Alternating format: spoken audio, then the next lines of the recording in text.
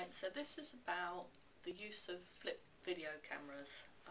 as used in the Theory of Management module, which is a first year module for up to 230 students at a time, and the flip cameras are used in the tutorials where the groups are 30 in a group. The key things about the flip cameras was that I was keen to use them initially because I was concerned that with so many different tutorial groups assessments going on in a particular week, that when I was sitting trying to assess them in the moment as they were being presented, that I wouldn't be able to take all the information in and I wouldn't be able to grade it properly. Because I was having problems with short-term memory after a bicycle accident, and I was really quite concerned about my ability to judge the presentations at the time. However, what happened then was that the students got really into using the videos. There are a few initial concerns, but generally speaking, students really engaged with the process very well. And they wanted to use the videos to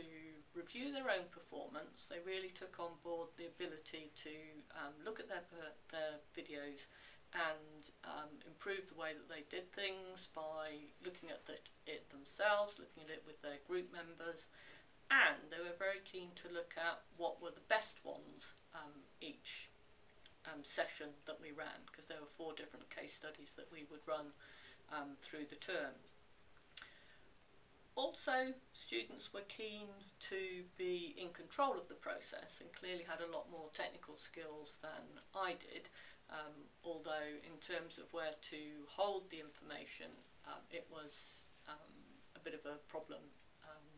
because we didn't have a sort of server for streaming video, so this was overcome with a closed site designed by the education, or sort of controlled by the education enhancement group, and students now expect it on my module. I'm very keen to engage with the process. I've had far less problems having video champions this year come forward and volunteer, and what's been interesting is that from the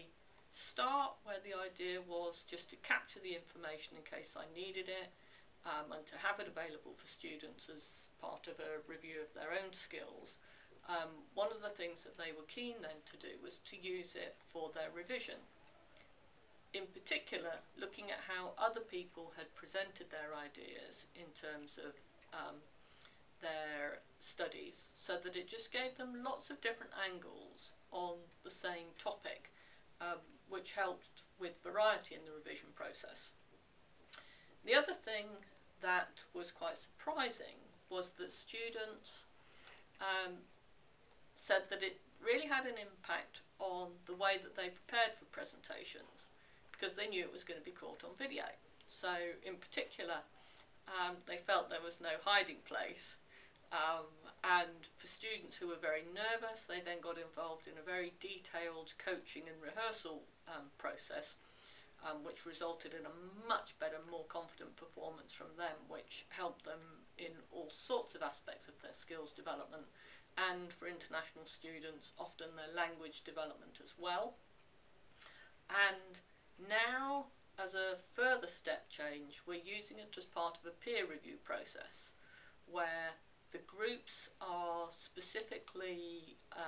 paired so that the group who present the first case study have as a peer review group the group who are going to present the third case study, and the third group are expected to review the video as well as comment on the actual performance in situ and provide feedback. And that seems to be going very well. Groups are responding very well to that, and I've yet to see how that comes out in their written assignment work at the end of the process, but it's been quite stunning how well they've engaged with that. The other thing that has been an impact of this is that because it's very obvious who is and isn't in the tutorial group, attendance is running at almost 100%. If anybody isn't present, then I get the politest apologies and very few of them. And I almost always know why students aren't turning up for my tutorials, which is very unusual here at the university. There have been a number of interesting challenges. One from a student who was failing to attend, who swore that they were attending but just choosing not to sign the register. So when they were asked where they could show that they appeared on the video footage of the group, they immediately admitted that they weren't being entirely honest, so that was quite funny. And the other interesting aspect is that students who are absent through no fault of their own, like students who are backfilling the module and finding a number of timetable clashes because they've changed courses, and also students who are off on long-term sick and are hospitalised for most of the 10-week term,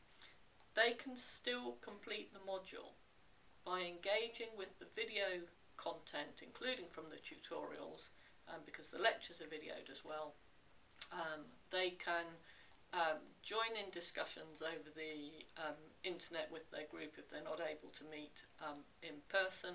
and the student who was in hospital was very grateful because it meant that of her 3 or 4 subjects that term, she was actually able to come back and do the exam for my module rather than having then to have it as a resit and to work through the summer to do it. So these videos have been useful in all sorts of ways, and well beyond the initial use of covering my own lack of capability and concerns about the impact of my accident.